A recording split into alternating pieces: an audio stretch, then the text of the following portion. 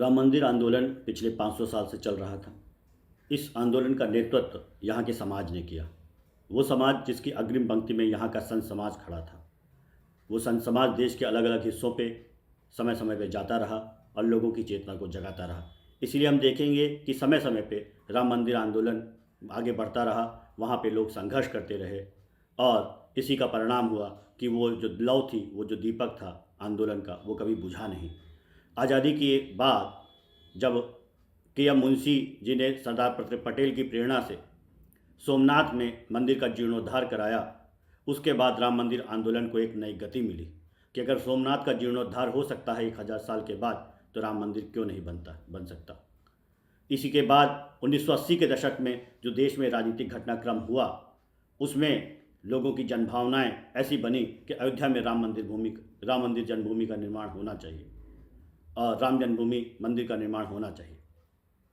ऐसी जनभावना को समझते हुए भारतीय जनता पार्टी ने 1989 में जो अपनी राष्ट्रीय कार्यकारिणी पालमपुर में की, हिमाचल प्रदेश में, वहाँ पे एक प्रस्ताव पारित किया कि लोगों की जनभावनाओं का सम्मान होना चाहिए और राम जन्मभूमि स्थान हिंदुओं को सौंप देना चाहिए। और इसका परिणाम हम अगर देखें तो 1990 के दशक में भारतीय जनता पार्टी को एक बहुत बड़ा जन समर्थन प्राप्त हुआ और उसके पीछे साफ संदेश था कि भारतीय जनता पार्टी की जब सरकार बने तो राम जन्मभूमि का निर्माण अवश्य हो। भारतीय जनता पार्टी ने अपने मैनिफेस्टो में साफ साफ लिखा था कि हम राम जन्मभूमि का संवैधानिक तरीके से हल चाहते हैं।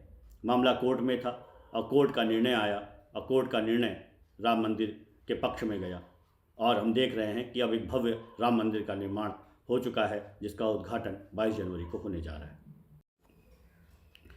राम मंदिर आंदोलन पिछले 500 साल से चल रहा था। इस आंदोलन का नेतृत्व यहाँ के समाज ने किया। वो समाज जिसकी अग्रिम पंक्ति में यहाँ का संत समाज खड़ा था।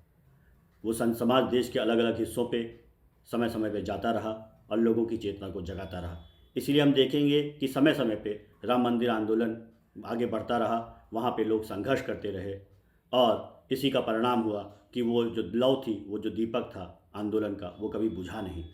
आज़ादी के बाद जब के.एम. मुंशी जी ने सरदार पटेल की प्रेरणा से सोमनाथ में मंदिर का जीर्णोद्धार कराया, उसके बाद राम मंदिर आंदोलन को एक नई गति मिली कि अगर सोमनाथ का जीर्णोद्धार हो सकता है 1000 साल के बाद, तो राम मंदिर क्यों नहीं बन सकता। इसी के बाद 1980 के दशक में जो देश में राजनीतिक घटनाक्रम हुआ, उसमें लोगों की जनभावनाएं ऐसी बनी कि अयोध्या में राम मंदिर जन्मभूमि का निर्माण होना चाहिए और राम जन्मभूमि मंदिर का निर्माण होना चाहिए। ऐसी जनभावना को समझते हुए भारतीय जनता पार्टी ने 1989 में जो अपनी राष्ट्रीय कार्यकारिणी पालमपुर में की, हिमाचल प्रदेश में, वहाँ पे एक प्रस्ताव पारित किया कि लोगों की जनभावनाओं का सम्मान होना चाहिए और राम जन्मभूमि स्थान हिंदुओं को सौंप देना चाहिए। और इसका परिणाम हम अगर देखें तो 1990 के दशक में भारतीय जनता पार्टी को एक बहुत बड़ा जन समर्थन प्राप्त हुआ और उसके पीछे साफ संदेश था कि भारतीय जनता पार्टी की जब सरकार बने तो राम जन्मभूमि का निर्माण अवश्य हो। भारतीय जनता पार्टी ने अपने मैनिफेस्टो में साफ साफ लिखा था कि हम राम जन्मभूमि का संवैधानिक तरीके से हल चाहते हैं। मामला कोर्ट में था और कोर्ट का निर्णय आया और कोर्ट का निर्णय राम मंदिर के पक्ष में गया और हम देख रहे हैं कि अब एक भव्य राम मंदिर का निर्माण हो चुका है, जिसका उद्घाटन 22 जनवरी को होने जा रहा है।